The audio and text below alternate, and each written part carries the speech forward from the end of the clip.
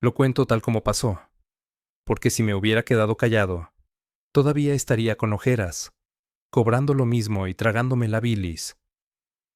Trabajo en una empresa de logística de carga por carretera, esas que viven oliendo a diésel y café recalentado.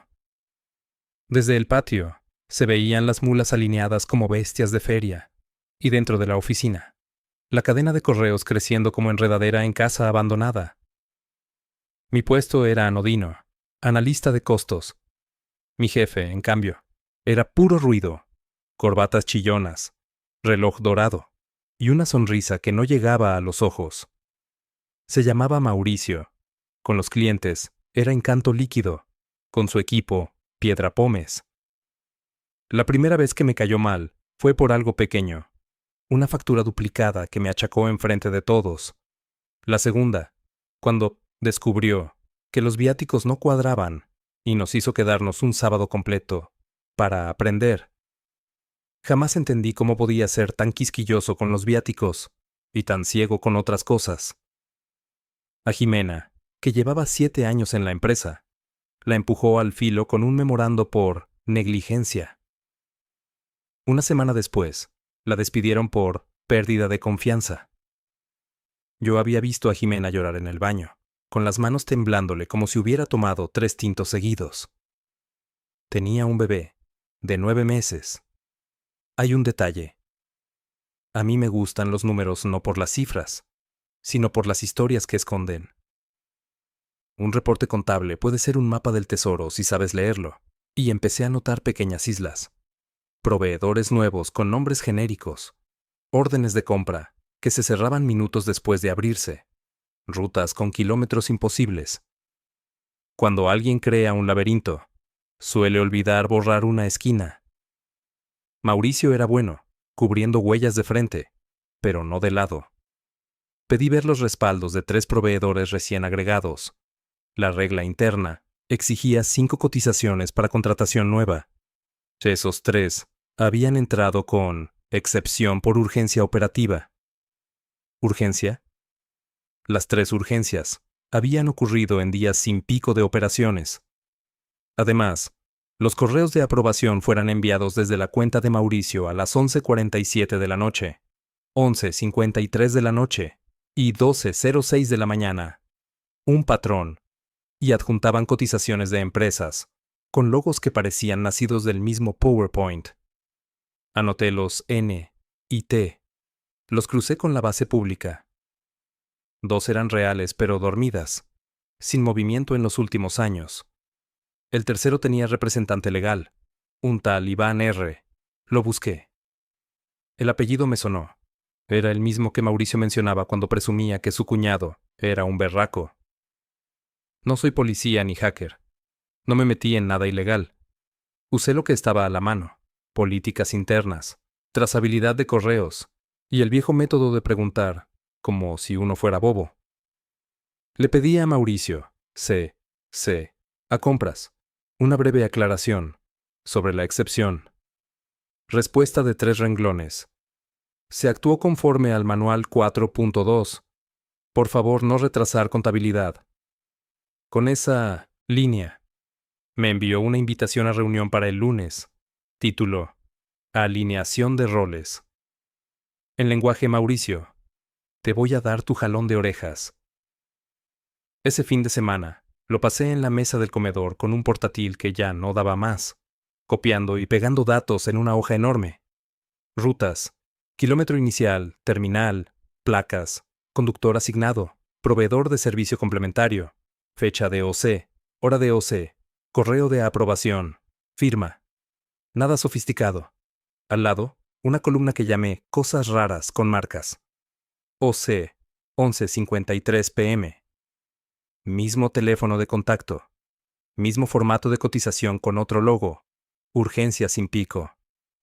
En la madrugada del domingo, cuando ya iba como por la fila 1100, encontré la esquina que faltaba. 2 proveedores distintos, pero el mismo número de cuenta bancaria, con un dígito cambiado en el medio, como si alguien hubiera apretado mal el teclado con la izquierda. A veces, la soberbia escribe con el dedo gordo. Fui a la reunión del lunes con una libreta de papel cuadriculado, y esa paz que dan las pruebas. Mauricio ya estaba ahí, con su perfume dulzón.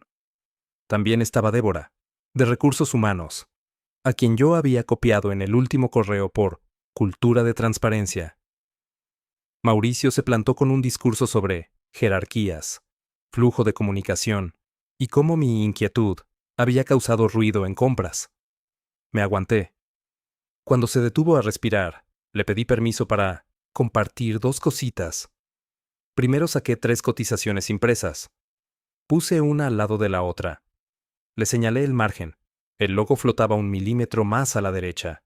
El borde gris era exactamente del mismo grosor. La sombra igual.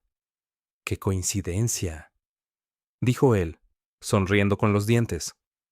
Luego abrí la libreta. Le mostré la columna de cosas raras. Le expliqué con palabras simples que en la semana 32 habíamos contratado mantenimiento de flota por un valor 27% por encima del promedio, con proveedores que entraron por urgencia nocturna. Que en 3 meses se repitió el patrón 6 veces. Que 2 teléfonos de contacto eran el mismo, y al otro lado contestaba siempre una mujer que decía llamarse Paula. Que, según la base pública, el representante de uno de esos proveedores se apellidaba igual que su cuñado, y que había 2 transferencias con el mismo número de cuenta, salvo por un dígito. Mauricio soltó una risa baja, fría, y dijo que yo no entendía la dinámica real del negocio. Débora, para mi sorpresa, pidió por transparencia que eleváramos eso a auditoría interna. Por supuesto, dijo Mauricio, y me miró con un brillo extraño, como de gato que ya cerró la puerta. Esa tarde, al volver a mi puesto, ya no tenía acceso a la carpeta compartida de proveedores. Debe ser un error, dijo Sistemas.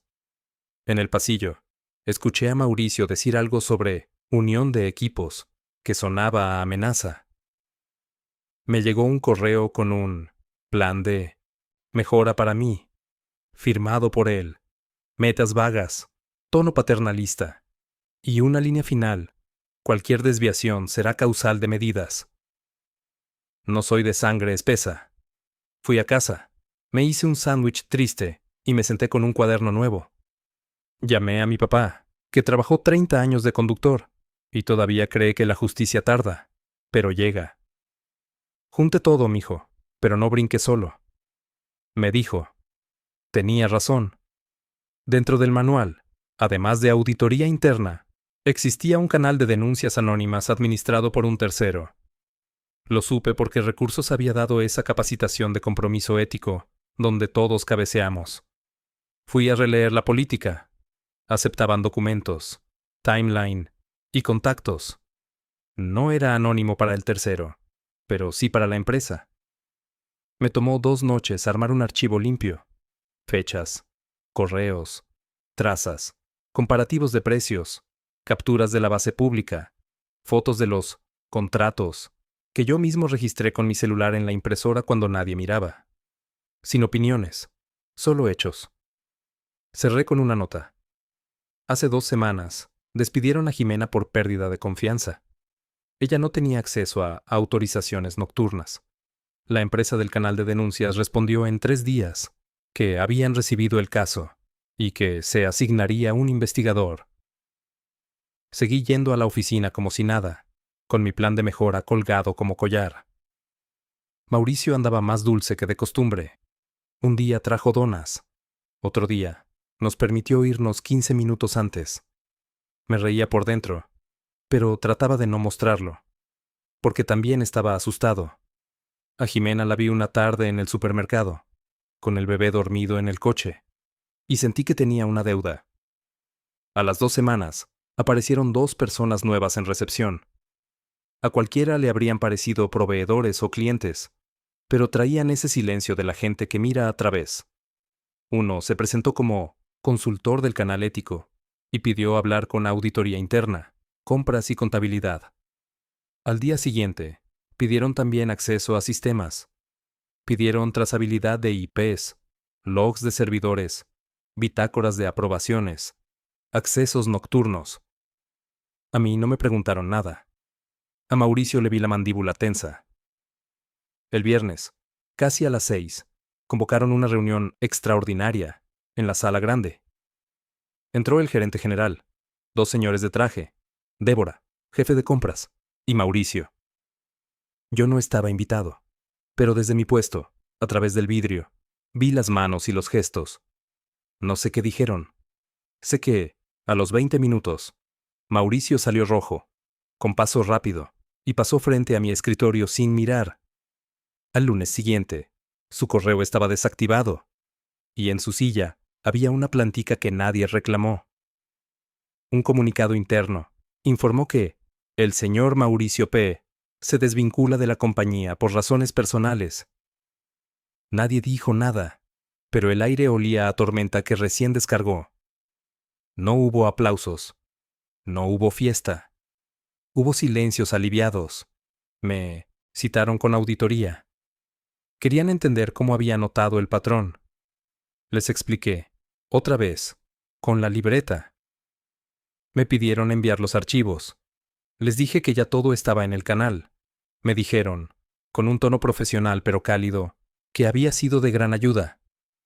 Yo pregunté por Jimena. Me dijeron que su caso estaba en revisión. Salí con una sensación extraña. La venganza se parecía más a ordenar una habitación que a tirar una puerta.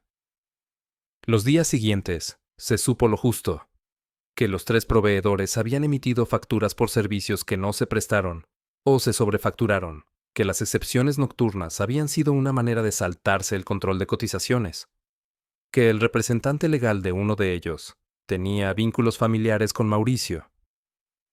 Sistemas encontró que varias aprobaciones se habían hecho desde la IP de la oficina de Mauricio, incluso los fines de semana. Había mensajes de WhatsApp, fotos de cotizaciones editadas en un mismo computador y transferencias gemelas con cuentas casadas. No escuché la palabra delito en voz alta, pero se insinuó lo suficiente. Hablaron de acciones legales y de resarcimiento. A mí me pidieron discreción. La vida siguió. Podría terminar ahí, pero la historia se estira. 2 meses después, recibí un correo de recursos. Querían agradecer formalmente mi contribución con un bono discreto y la posibilidad de aplicar a un cargo en otra ciudad, con un aumento. No era lo que imaginé que sentía la gente al ganar, pero era algo. Acepté el aumento, no el traslado. Me gustaba mi patio de mulas, mi cafetero amargado, mis compañeros con chistes malos. Con Jimena fue distinto. Un martes, la vi entrar, discreta, con una carpeta contra el pecho. Alguien la acompañó a una oficina. Al rato salió con los ojos húmedos y una sonrisa cortita. Me saludó con la mano. Al día siguiente, la anunciaron. Volvía, con retroactivo. Un par de semanas después, trajo torta para todos. Nadie preguntó demasiado. Las oficinas tienen memoria selectiva. Mauricio no se fue a la sombra, ni cayó un rayo. Supe por los pasillos que la empresa inició una demanda civil, que él intentó negociar, que su cuñado viajó. Un rumor decía que había intentado abrir una consultora y que nadie lo recibía, porque el gremio es pequeño. Otro rumor, que lo había dejado la esposa. Rumores al fin. No me alegraron, tampoco me dolieron. Si algo me dejó esto fue una alergia a la épica. A veces la venganza no es un grito, sino la contabilidad hecha con pulso. Pero hay una coda, porque siempre las hay. Un domingo por la tarde, ya con el caso como parte del paisaje, me llegó un correo desde una cuenta desconocida. Gracias por no dejarlo pasar. Adjuntaba una foto borrosa de un bebé con la cara embarrada de puré. No tenía firma, pero sabía de quién venía. Respondí solo con un «de nada» y cerré el portátil. Sin embargo, el universo se reservaba una vuelta más. En diciembre, la empresa organizó una jornada de integridad con charlas y paneles. Invitaron a un abogado externo y a un colaborador que protegeremos bajo anonimato. Fui obligado, como todos. El abogado habló de controles, de riesgos, de cultura. Luego, en una pantalla, apareció una hoja con fragmentos de mis tablas, sin mi nombre. Explicaron el caso en abstracto, subrayando cómo un analista había detectado patrones anómalos, sin técnicas sofisticadas, solo con cabeza fría y persistencia. Escuché los murmullos. Al final, un gerente que jamás me había visitado el escritorio dijo: «Estamos orgullosos». No me sentí héroe. Me sentí cansado, y luego liviano, como después de barrer debajo de la cama. Esa noche, mi papá me llamó, porque alguien le había contado que, en la empresa de su hijo, hicieron una charla de honestidad. Se rió con su risa rota y dijo: «¿Ve? Al final no era que usted fuera intenso». Le dije que no, que solo era terco. Me preguntó si aún quedaba olor a diésel. Le dije que sí, que eso no se va, y que tal vez no quería que se fuera. Un mes más tarde, me cambiaron de puesto, líder de control operativo. No me dieron una oficina con vista, pero sí una con puerta. Y un equipo pequeño. 3 muchachos que recién entraban, y una mujer con el ojo fino de los años. El primer día, saqué una nueva libreta. Les dije que aquí no íbamos a cazar brujas, sino a cuidar el corral. Les conté, sin detalles sórdidos, que a veces las cosas raras se parecen entre sí. Que si algo olía a apuro nocturno, merecía un segundo café. Que preguntar no era insolencia. Que no se arrodillaran ante corbatas. Un miércoles, llegó al área un correo anónimo, denunciando un trato humillante, de un jefe de patio. Lo leí 2 veces. En otra vida, quizá lo habría ignorado. Ahora, lo imprimí. Lo llevé con Débora. Pedí revisar cámaras. Escuché a los conductores. No era corrupción. No eran facturas. Era alguien que gritaba. Ese día entendí que la venganza no era una palanca que jalas una vez, sino una forma de estar parado. Que lo mío con Mauricio había sido solo el principio de un hábito. Todavía, de vez en cuando, me cruzo a Jimena en la cocina. A veces hablamos del clima, a veces del bebé, que ya camina, nunca del comunicado. Un viernes de paga, le dije que si ella quería, un día podríamos tomar un café afuera. Aceptó. Nos reímos de cosas tontas. Al despedirnos, ella dijo: «No sé si lo que hiciste fue venganza. Para mí fue justicia». Me fui a casa con esa frase en el bolsillo, como un recibo que uno no bota. Y sí, a veces todavía sueño con esa noche en la mesa del comedor, iluminado por la pantalla, pegando datos como un sastre cansado. Sueño que la letra se me corre, que el margen se me deforma, que los números se me escapan. Sueño que Mauricio entra, me apaga el portátil y me dice que nada de esto importa. Y siempre, en el último instante, recuerdo que al final el llavero está en mi mano. Abrir la puerta, sacar la libreta, anotar lo que importa, preguntar lo que molesta, insistir como quien hace pan. Me despierto y el olor a diésel se me mete en el pecho, pero ya no me ahoga. Me despierto y sé que, aunque nunca me den aplausos, hay pequeñas victorias que se quedan, silenciosas, sosteniéndote el día.